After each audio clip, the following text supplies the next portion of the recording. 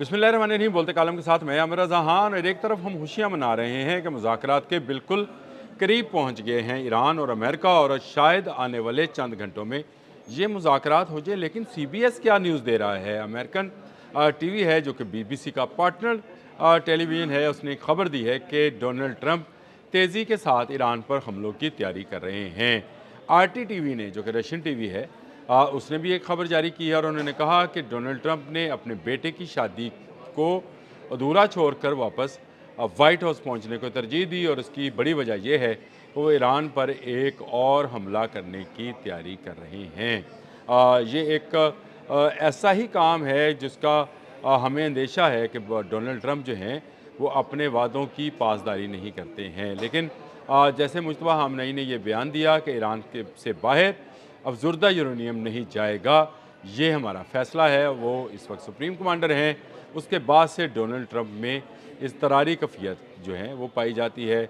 इसी इज़तरारी कफ़ियत में उन्होंने नेतन्याहू के आने वाले फ़ोन को भी जो है रद्द किया और कहा कि एक मौका मुज़ाकरात को वो देना चाहते हैं। लेकिन ये तैयारियों की ख़बरें जो हैं ये मीडिया में अब आम हैं। यानी वो तमाम इंटरनेशनल मीडिया जो ईरान अमेरिका वॉर को रिपोर्ट कर रहा है डे फर्स्ट से, और उनकी हेडलाइंस जो हैं वो यही रही हैं इन पूरे 80 दिनों में। ये हेडलाइंस में मौजू जो है ईरान अमेरिका वॉर ही रहा है। और एक मरतबा भी ये हेडलाइन से बाहर नहीं गया, जैसे अल जज़ीरा है, RT है, JP है यानी यरूशलेम पोस्ट है। इस तरह के जितने अखबार, BBC है, उनकी टॉप स्टोरी जो है ईरान इज़राइल अमेरिका वॉर रही है। उसमें एक मरतबा फिर तेज़ी आ गई है। एक तरफ पाकिस्तान का वफ़द जो है इस वक्त ईरान में है। अब्बास अरागची से हमारे सुप्रीम कमांडर और फील्ड मार्शल जो हैं आसिम मुनीर, वो मुलाकात कर रहे हैं।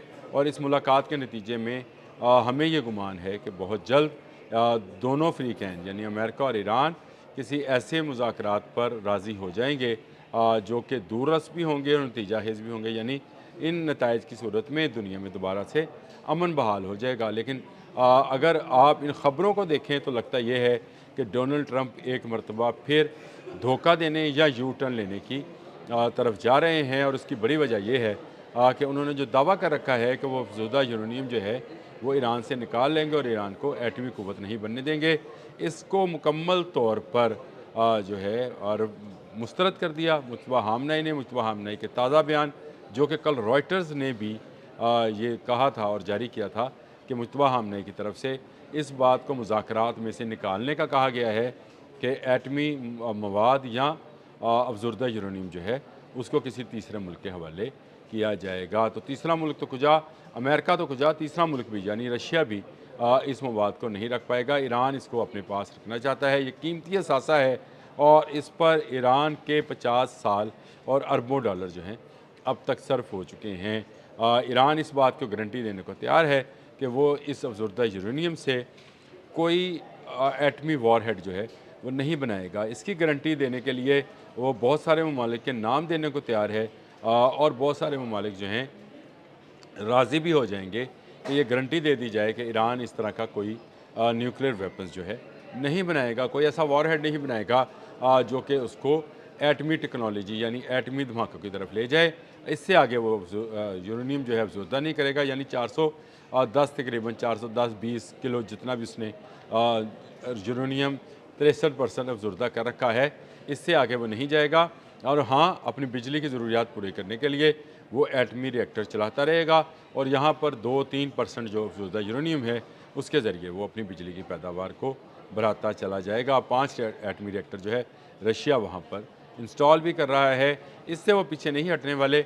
ये वो मुज़ाकरात का डेडलॉक है जिसके बाद से ये हिजान हेजी या मीडिया में तकरार के साथ ये खबरें चलनी शुरू हुई कि डोनाल्ड ट्रंप दोबारा से ईरान पर हमले की तैयारी कर रहे हैं। ये हमला पहले से शदीद भी हो सकता है और सीधा एटमी रिएक्टर्स पर भी हो सकता है।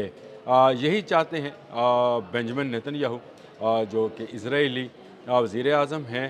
उनके मुंह में हाक, वो चाहते हैं कि ईरान का ख़ात्मा कर दिया जाए ताकि वो आराम से बैठकर वो केक जो कि मिडल ईस्ट की सूरत में उसके सामने बिछा पड़ा है उसको टुकड़ों टुकड़ों में काट कर खाता रहे। ये वो प्लान है जिसमें मैंने आपको एक पिछले व्लॉग में, सिर्फ एक दिन पहले के व्लॉग में ये बात कही थी कि ईरान ने अगर अपना एटमी असासे या एटमी अफज़ोदा यूरेनियम जो है उसको सरेंडर किया तो समझे कि ईरान जो है निहत्ता हो गया। और ईरान का निहत्ते होने का मतलब ये है कि फिर उस पर चाहे इसराइल हमला करे, चाहे मुत्तहिदा अरब अमारात या अमेरिका, उसको उसकी मौजूदा हैसियत में कोई बचा नहीं पाएगा। यानी उसके वो जो इस वक्त सिस्टम ऑफ गवर्नमेंट है या पासदारानी इनकलाब का एक सिस्टम है या सुप्रीम कमांडर वाला सिलसिला है और एक असम्बली है, इसको बदल दिया जाएगा। उसमें चाहे फिर बादशाहत लाई जाए, अहमदीनेजाद जैसा बंदा लेके आया जाए, कोई भी आ जाए, फिर उसमें ये नहीं हो सकता कि ये सिस्टम ऑफ गवर्नमेंट जो है ये बरकरार रहे। ये सिस्टम ऑफ गवर्नमेंट जो है ये टूट जाएगा और इसके टूटने की सूरत में ईरान जो है बिखर भी सकता है। खुरासान किसी तरफ, इस्फहान किसी तरफ और बाकी इलाके जो हैं वो और किसी तरफ जो हैं चले जाएंगे। ये वो सूरत हाल है जो कि ताज़ा तरीन बन रही है। लेकिन हम दुआगो हैं कि पाकिस्तान का वफ़द जो इस वक्त ईरान में है वो कामयाब हो। अल्लाह पाक करे कि ये कामयाबी के साथ वापस लौटें, मुज़ाकरात हो जाएं, अमन बहाल हो जाए, आपने हमस खुल जाए और आपने हमस खुलने से दुनिया का वो कारोबार जो रुका हुआ है वो दोबारा से चल पड़े।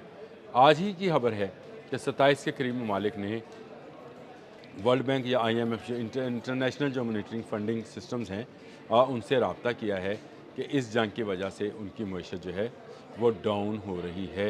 इस डाउन होती मईशत को जो है सहारे की यानी बैरूनी इमदाद की ज़रूरत है। अगर ये जंग रुक जाती है, पाकिस्तान की कोशिशें, अल्लाह करे मैं दुआगो हूँ कि वो सुरखरू हो, पाकिस्तान का जो वफ़द गया है कामयाब वापस लौटे और ये मुज़ाकरात कराने में कामयाब हो।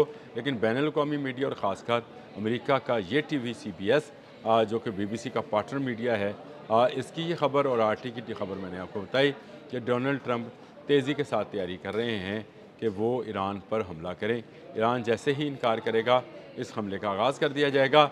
लेकिन मसला ये है कि ईरान इसका पलटकर बड़ा भारी जवाब देने वाला है और ये जवाब ऐसा होगा जो मिडल ईस्ट और इसराइल को भुगतना पड़ेगा किसी न किसी तौर पर। अमेरिका भी इसको भुगतेगा। आने वाले कई सालों तक अमेरिका जो है अपने ज़ख्म चाटता रहेगा। ये बात मैं यकीन के साथ कह सकता हूँ। आप मेरे व्लॉग्स देखते हैं, इस पर कमेंट्स ज़रूर किया कीजिए ताकि मुझे भी पता चले कि मैं कहाँ गलत कहाँ सही हूँ। और अगर आपको मेरी बात अच्छी लगे तो मैं आपको जो है अप्रिशिएट काबिल समझता हूँ। और अगर आपको मेरी कोई बात बुरी लगती है तब भी मुझे आपने ही बताना है कि ईरान अमेरिका वॉर के अंदर मैं कहाँ पे गलत था, कहाँ पे सही हुआ। और इससे मेरी जो है मज़ीद हौसला अफजाई भी होती है और इसमें मज़ीद मुझे मौका भी मिलता है कि मैं ज़्यादा से ज़्यादा रिसर्च करूँ और ज़्यादा से ज़्यादा चीज़ों को आपके सामने लेके आऊँ। आने वाले दिनों में क्या होने वाला है इस पर मैं अगले व्लॉग में बात करूँगा।